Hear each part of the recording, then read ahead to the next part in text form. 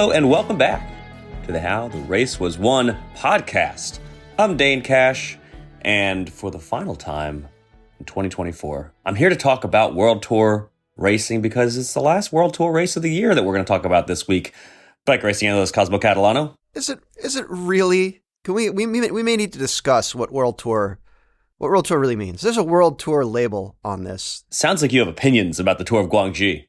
Yes, I do, and we can get to those later in the show. I mean, we get to them soon. We don't have to wait very long. So we're going to talk about Guangxi a little bit. We're not going to spend the entire show talking about Guangxi. We'll talk about Guangxi for, I don't know, maybe half the show. A little bit of a season wrap-up, looking back on the year that was, because we are at the end of the World Tour calendar. We can look back and draw some conclusions from the year about how the races, plural, were won across the whole year. But the first thing we're going to do, is break down Guangxi. Before we get to it, though, for the last time during the 2024 season, I just want to give a quick shout out to our members who supported us throughout the whole season and got us to this point. And we are really grateful for your support so that we could talk about all of the World Tour racing all year long. So thanks, members. We are so grateful for your support. Love talking to you on Discord and look forward to continuing to do so. Cosmo Catalano, what's the headline?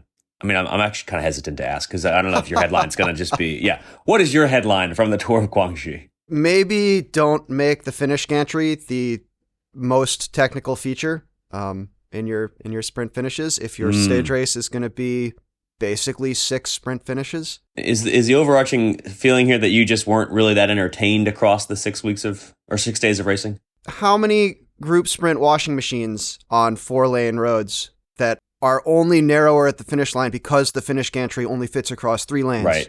How many of those do you need? How many times do you need to see that?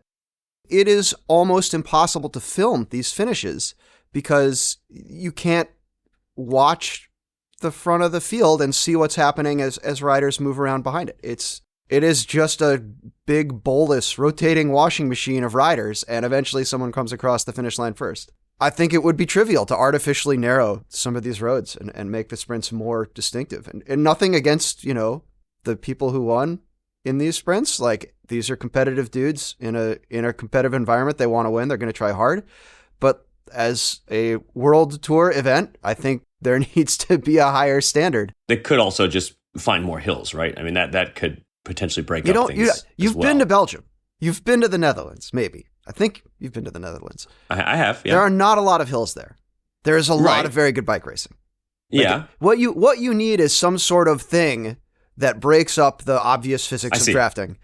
Yeah. Maybe we should go into the race and then I can kind of... Let's go to the race. All right. So we had, basically there were 5 sprint days and then I would argue there were kind of 6 sprint days. I would say again, I'm getting ahead of myself. Sorry. All right. Well, yeah. Well, how was the race won? And, spoiler alert, we're going to talk mostly about the guys who won the individual stages until there's one day that actually did see some GC separation. A little bit. The race was won because of Leonard van Eetvelt winning the most uphill of the sprints. And to be fair, it was an uphill finish. There were time gaps. They were pretty serious time. It wasn't like Alpe d'Huez, but there were significant enough time gaps. So, stage 1, there was a big sprint finish, 4 lanes wide until the gantry got in the way. And Lionel Tamenot, I think I'm saying that right, from Lotto, was kind of first out of the washing machine. And again, there's skill to that for sure. But it's a lot of, you see dudes with no other constraints on where they sprint from. It's really just hanging out in this rotating ball of riders, and then you move to where there aren't riders in front of you and you pedal hard, and the person who does that the best wins. We saw that again kind of on stage 2. Again, Wout van Aert came out on top, and kind of a similar thing. Stage 3. First World Tour wins for both of those guys. Yeah. And I mean, it's great that riders who don't have World Tour wins can come and get World Tour wins, but at the same time, I don't know that there was the same level of... I think there were a lot of people who could have performed well in these finishes their season was over at this point, right? Sure. I mean, absolutely, that's true. Stage 3, another big stupid sprint. We did see some team tactics here. It was also kind of an uphill drag, but Ethan Vernon took the win. He was the best led through and had a very good, very well-timed bike throw. Did it again, kind of on stage 4. We did have a late catch and a Dan Hula solo that kind of spiced up the big stupid sprint, but it was still a giant multi-lane boulevard. Yeah. Stage 5 was uphill. This is true. It definitely broke up the field. We definitely saw Tim Wellens trying an attack. Victor Lefebvre bridged, and Lotto kind of took up the chase. And I think Oscar Onley maybe, I don't want to say made the mistake, but he was like, all right, I'll help you guys chase. And as a result, kind of lost the sprint to Van Aert in the finish. And when I say sprint, it was broken up. It was an uphill sprint. It didn't feel to me as much like an uphill finish. It was really paced into like we're going to sprint up this hill at the end, not we're going to winnow the field down. Like there's going to be uphills and downhills where we have to kind of pace where we're going to make our efforts. Yeah, and then stage 6. I don't know how to say Govikar, but I know it's Matuch because he has an introductory video where he says just his first name instead of his full name. Yet another Slovenian. I don't know that he was sprinting to win necessarily. He may have been trying to lead someone out and happened to get to the line first. It's unclear because there was another Bahrain rider right behind him. Govikar wasn't, I think, another one of the first-time World Tour? Why was first-time World Tour? Well, I mean, so that's the thing, right? Like, I get that there are a lot of points involved in the World Tour. I get that this is, you want to internationalize the sport, but just slapping a World Tour logo on a race that is 6 big stupid sprints really dilutes the brand. Like, Tour of Beijing prior to this had some real kind of defining uphill mountainy kind of finishes. And this feels like it's a glorified Chamber of Commerce video for the Guangxi region. Like, look at our wide thoroughfares and well-located warehouse districts near, the airport. And all those things are super important. That is a big aspect of cycling. Its ability to kind of show off the landscape, show off the region, show off to businesses that this is a place where they can work. But it makes for really bad bike racing. Could have been better. I do want to talk about that fifth stage, the GC decisive stage, and the way that Van Aert felt. I thought Van Aert wrote a very intelligent finale. Lotto was setting things up for him to potentially leave everyone behind, and then Wellens kind of beat him to the punch. Former Lotto rider Tim Wellens. He actually afterwards said that he thought that was the end. He thought it was over when really? Wellens went. But he kind of stayed patient and did a fair bit of work himself. Yes. Before Onley then came and made it was a 2-rider chase at that point.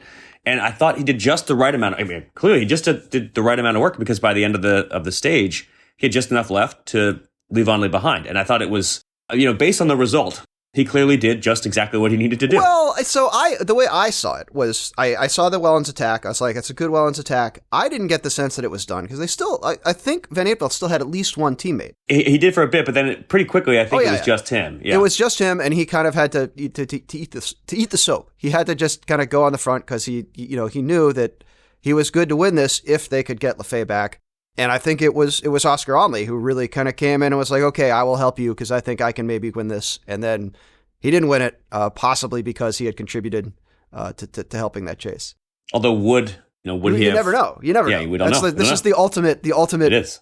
question in cycling. That's 10 minutes of intriguing bike racing at least, which is better than 0. It is better than 0, but like I feel like this is a good stage 2 or stage 3 where you're kind of setting up a GC order for the big GC day.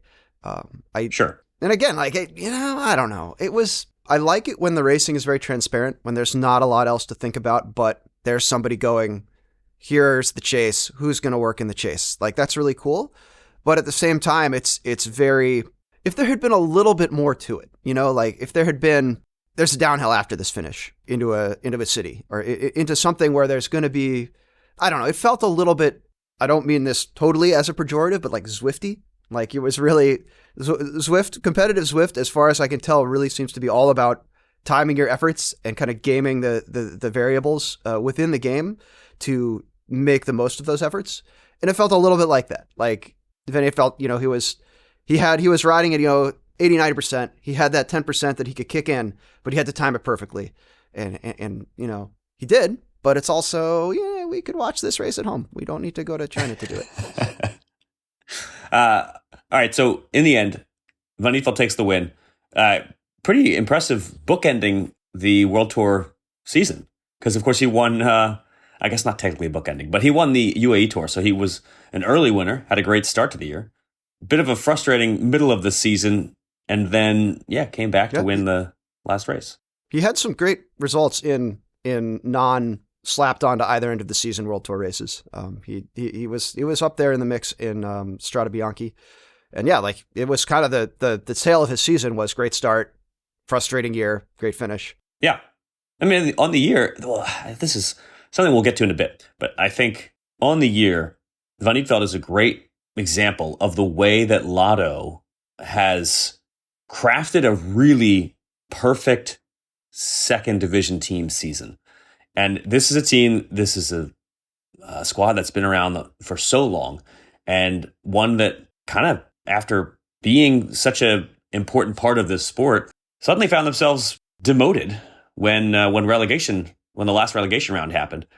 And I think they really, better than almost any other team out there, came up with a plan to get those points and put themselves into the running to be, first team to get back up once, there's another relegation cycle. If the team still exists, which is a whole different story because they have some sponsorship woes. If they're still in existence, they have the ranking to move back up, thanks to people like Van Nietveld doing things at the UAE Tour, doing things here at Guangxi. I mean, they are on the year, and not just UCI points. This is just in general. Like if you look at the Pro Cycling Stats team ranking, which just sort of slaps a number value onto various races, PCS likes them better than, half the World Tour teams. Yeah, them and Israel Premier Tech both just having really strong points getting seasons, and that's what you need to do if you're a second division team. I completely agree. I think this is maybe not so great again for the World Tour because this is, the only reason anyone wants to be a World Tour team is a guaranteed invite to the Tour de France. That is realistically the only thing that matters. And the Grand Tours in general and the classics have something. Obviously the Tour is the biggest one of them, but yeah, but it's it kind of gets down to it. Why would you be a World Tour team if you could be a second division team that knows they're going to get invited, right? Right. Like sure. No one. I don't want to say that Lotto has a guaranteed invite because they're the oldest team, because they have lots of connections, because they're well loved, because they race well. But that's this kind of ties back into my feelings about there being kind of too many World Tour teams, and maybe more. There should be more openings for teams like a Lotto to make a convincing case they're having a good season, that they'll make the racing good, versus a team that's a World Tour, got the World Tour label so they can do basically nothing and just show up and get invited. But at the same time, you want a World Tour to be a thing that people want to do. They have I feel like when Lotto can do this, they kind of, you might wonder, why am I paying all these? Why am I jumping through all these hoops to be a World Tour team if a non-World Tour team can do this? I agree with that completely. My point for this podcast, where we're not going to spend the whole show trashing the World Tour, is more that that's true, but that's not the fault of Lotto. So given the constraints in which they're working. I 100% on board with your original point, which is Lotto. Yeah. Great work. Awesome Israel as well, because Israel Premier Tech with Ethan Vernon, Vernon taking 2 stages, and it's those 2 teams, both of those relegated down to the next division, and both of those teams have amassed points that are right up there with about half of the World Tour squads. They've done a really, really good job of playing that game. And that game might be silly, and that game might not be good for the sport, but that's not their fault. And I want to highlight the riders like Ethan Vernon, who did a great job coming here, winning 2 stages. And also, I thought Ethan Vernon just raced really well. And then Van Nietveld. This team raced well. Yeah, they did. Any other takeaways? Any other Tour of Guangxi thoughts before we close it out? I think it would be great if the season finale were something like what the World Cup has, the Mountain Bike World Series has in Mont Saint Anne, where it is a season finale event that's been around forever, that has some cachet that people like and want to win and want to go to, versus, if you follow social media, the running gag is riders being frustrated about having to go to Guangxi at the end of the year. I put this race in right after the Tour de France, have that break after the Tour, then we come back in August, go to Guangxi, so it's part of the regular season, part of a build-up. It gets eyeballs kind of in that post-tour bubble on the sport and on the Guangxi region, and then we come back to Belgium or Italy, which has a ton of really good late-season races that don't get any attention because they're not World Tour, with the exception of Lombardia. Lombardia would be a fine World Tour finale, I think, because a lot of people know it's there. It's been around forever. But it just, give your product something that regular audiences can understand in terms of its arc. We end the season in football, in NFL football, with the Super Bowl. We should end with something comparable, at least, in cycling. Well, maybe when we get a salary cap, we'll also get a Super Bowl. All right. That's Tour of Guangxi. Congrats to Leonard Van Nietveld. Also, podium finishers Oscar Onley and Alex Baudin. we'll come back a little bit to those names here. All right, that's the men's Tour of Guangxi. Women's Tour of Guangxi was a one-day race because they have, well, before the Guangxi one-day race, they have the Tour of Chongming Island where Marta Lach put on she and her team put on a clinic. The WNT Sarah Tizet team just destroyed this race, and Marta Lach took the overall win there. And then in the one-day Tour of Guangxi, you had Sandra Alonso taking that one-day win, getting away with Giada Borghese, and beating her at the line. I think Wheel Talk will have more, so obviously you should tune in. I mean, you should always tune into Wheel Talk, but if you want more on these races, Wheel Talk this week is the place to go. All right, let's take a break.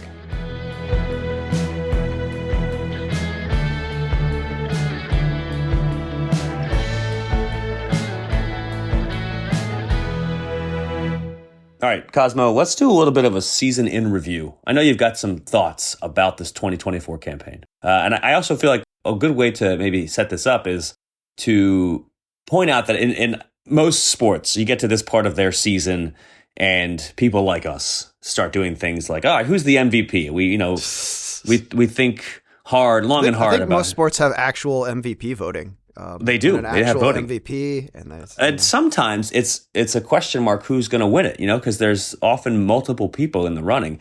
And I think that the reason I'm bringing this up is that a season review and a who is the MVP conversation, they go really well together because the season MVP is so clear in this season that it's also just a great way of discussing the 2024 campaign. And I think you also, we were talking before the show about how it seemed like there was a brief period where there was one rider, and then it was all the next rider. I wouldn't say it was a brief period. I think it was just like the season. Like there was a time in the season where one rider could be the dominant. There was a rider. spring, I think is what you're suggesting. Well, I would say that the Spring Classics, is basically what Grand Tours were when they were started, where you have a big race and then rest days, big race, rest days. And there is no overall title. It is just like you're kind of trying to win. I mean, there were overall titles in the original Grand Tours, but I'm saying basically there is a fourth Grand Tour in the spring, and Mathieu van der Poel definitely won it. And his team in general, they won all three of the non-super hilly monuments with Phillips, and thanks to a lot of help from Van der Poel, the presence of Van der Poel, taking the Milan San Remo. So yeah, Van der Poel crushed Flanders, Roubaix, and then it was the Tadej Pogacar show. Yes. I mean, I don't know how much more. What do you want me to say? Yeah, I think that is really the whole point of any conversation at this point is what more do we say? And it wasn't just that he won, right? He won he won 6 stages at the Giro, right? Like, yep. Just absurd. Like no one else in the picture kind of domination. And this is unique, I think, to see a guy who is already very, very good. Who was like, I remember last year and the year before, it's kind of like, man, Tadej is so fun and entertaining. What a bummer that he can't win the only race that matters. Right, yeah. Jonas Vingegaard, who's a great rider, maybe not the same sort of verve and public persona. And then this year, that was totally flipped on its head. And I guess we have, maybe, because of Vingegaard's crash, we have a kind of a lead in for next year, which is how much did that put him back in terms of training and preparation?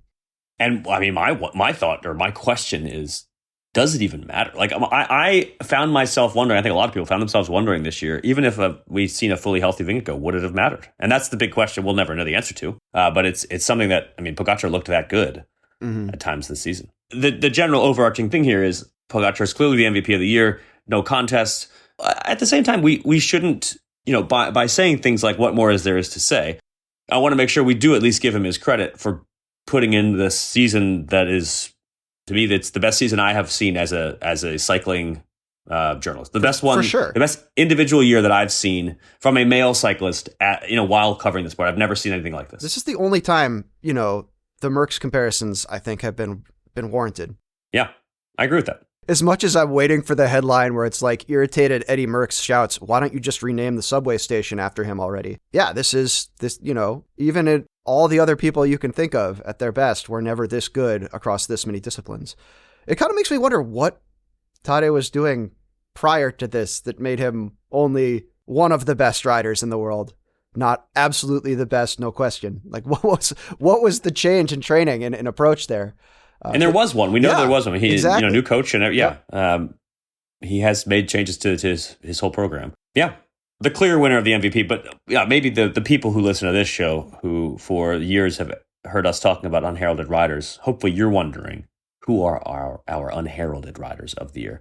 And I actually have a couple of different thoughts on this one. But Cosmo, I want to hear yours first. Do you have an unheralded rider of the year? Almost lean towards Remco, honestly.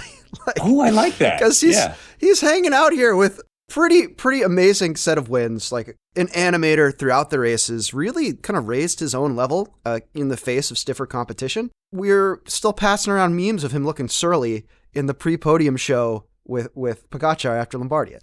And I think, his season deserves a little bit more respect than it's getting, even if, by the numbers, it looks okay.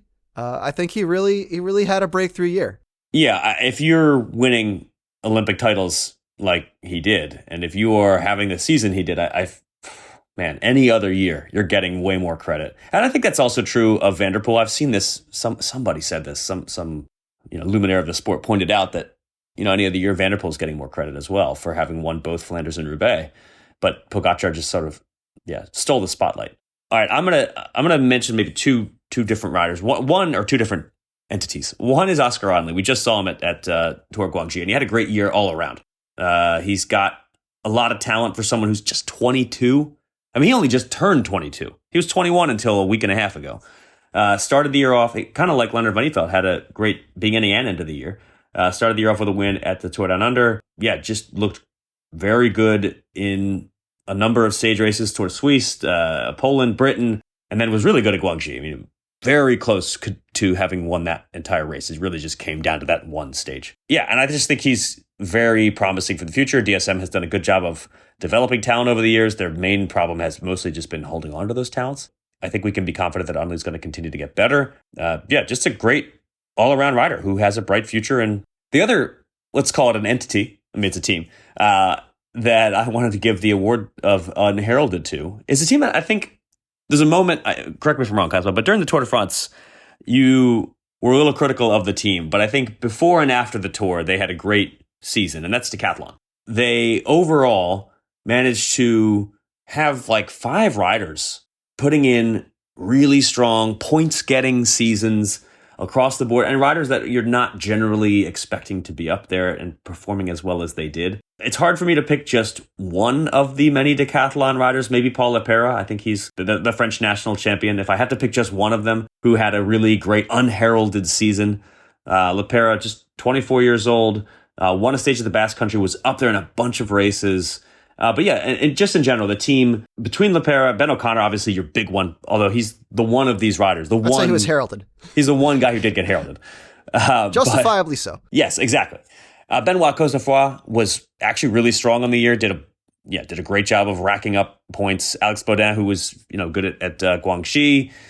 Paul Ripont had a great season. Yeah, just in general, I feel like Decathlon really upped their game this year, especially in the non-Tour de France races. Winning Giro stage, Ben O'Connor just being the highlight of the Vuelta. Yeah, in general, I think that the Decathlon team was great and deserves some heralding because everybody was talking about UAE all year long. And in terms of comprehensive success and teams that outperformed, I feel like it's hard to beat Decathlon on the year. I wanted to maybe not do a whole huge segment on it, but I just was thinking when putting the show notes together that it's hard for me to come up with anyone who was particularly over-heralded this year. For me, the reason that was difficult is that, generally speaking, the favorites won most of the races this year. And that's kind of a bummer from an entertainment perspective. You want to see more surprise. You want to see less predictability. But we didn't have many races where someone came in as the heavy favorite, the over-heralded rider that then failed. Because in, I think, all 3 Grand Tours and most of the monuments, maybe all of them except for San Remo, the favorite won. And that is so unusual that we just don't see that very often.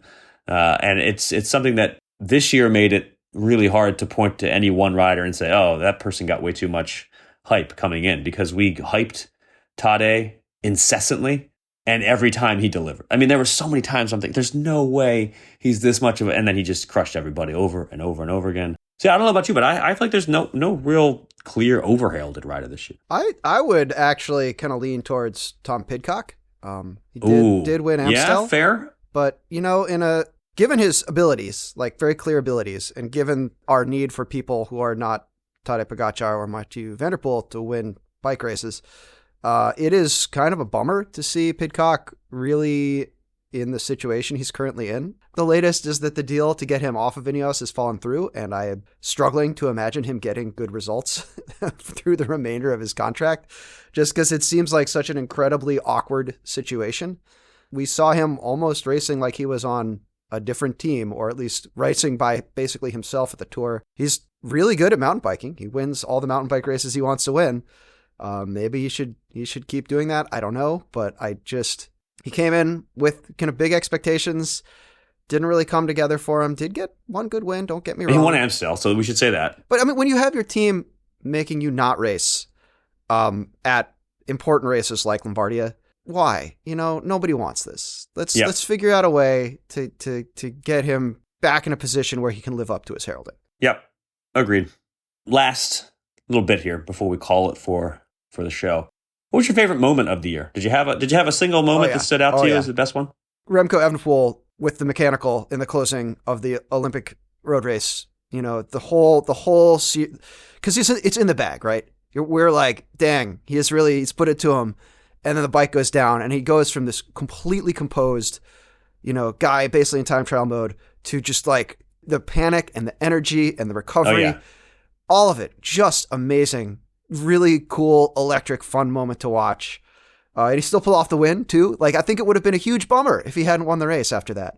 Totally. And so, I loved every second of that. I thought it was great. There's a second, it wasn't even a year between Van der Poel's crash that he still ultimately went on to win, and Evenepoel having his mechanical, and both of those were like gripping moments where we had at the Giro too. Last year's Giro, the Roglic versus Geraint Thomas time trial. Yep. And the chain popping off. Brief moments of drama that end up being extremely entertaining. Yeah, totally agree. Hard to beat that. Moment of the thrill, or a few moments of thrill. Mine is a bit more like the context of it with Biniam Girmay.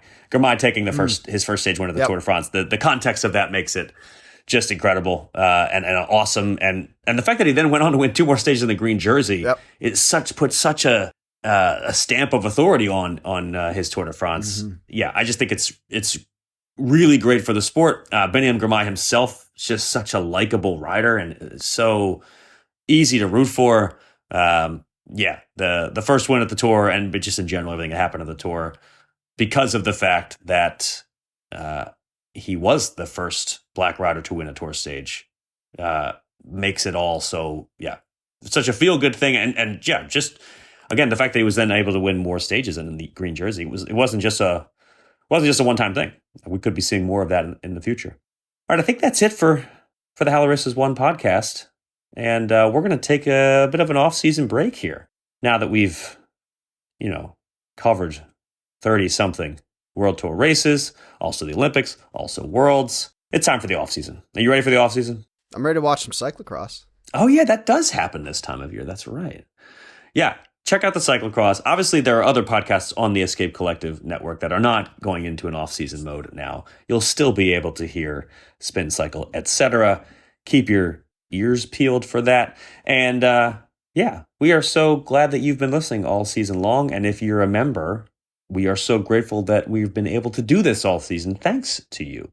So shout out to the members. If you're not a member, go become one. It's simple as that. Yeah, we'll see you when we see you. I'm Dane Cash. Who are you? What was this? I'm Cosmo Catalano, and that was the How the Race Was Won podcast.